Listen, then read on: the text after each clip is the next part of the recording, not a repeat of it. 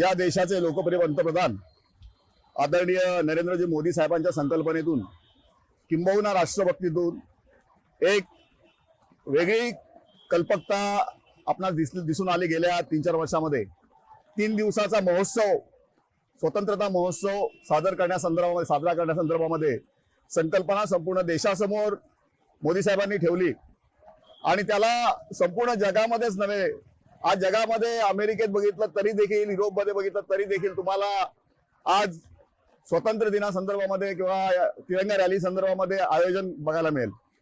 आज आपण पालीसारख्या छोट्याशा नगर परिषदेमध्ये बघितलं तर आमचे सगळे शासकीय अधिकारी, आमच्या सर्व पक्षाचे पदाधिकारी, त्याचप्रमाणे राजकीय सामाजिक क्षेत्रातील मोठमोठ्या व्यक्ती, त्याचप्रमाणे शिक्षण क्षेत्रातल्या व्यक्ती, अशा सर्व मोठमोठ्या व्यक्ती या रॅलीमध्ये सहभागी झाल्या। याच्या मागे उद्देश असा होता की मी माझ्या देशामध्ये ज्या राहतोय त्या देशाचा मी बांधील आहे, त्या देशाची राष्ट्रभक्ती मला जपायची आहे।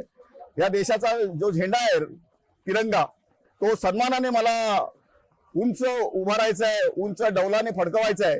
ही एक संकल्पना घेऊन आज ही सकाळी सर्व मुलं, जवळजवळ हजाराच्या संख्येत मुलं आमच्या सुधागड एज्युकेशन सोसायटीच्या माध्यमातून आणि आमच्या सुधागड एज्युकेशन सोसायटीच्या अध्यक्षा सन्माननीय गीताताई पालरेच्या यांच्या संकल्पनेतून इथं हजर राहिली। त्याचबरोबर हजारो नागरिक देखील आणि पदाधिकारी, कर्मचारी या रॅलीमध्ये सहभागी झाले। एवढ्या पावसामध्ये देखील ही रॅली कशा पद्धतीने निघाली, पालीसारख्या छोट्याशा नगर परिषदेमध्ये एवढी मोठी रॅली निघते, तर तुम्ही विचार करा की ही मोदी साहेबांची संकल्पना संपूर्ण देशामध्ये आज जागोजागी आज काही कार्यक्रम होत आहेत। त्या कार्यक्रमाच्या माध्यमातून ही रॅली किती चालणार आहे।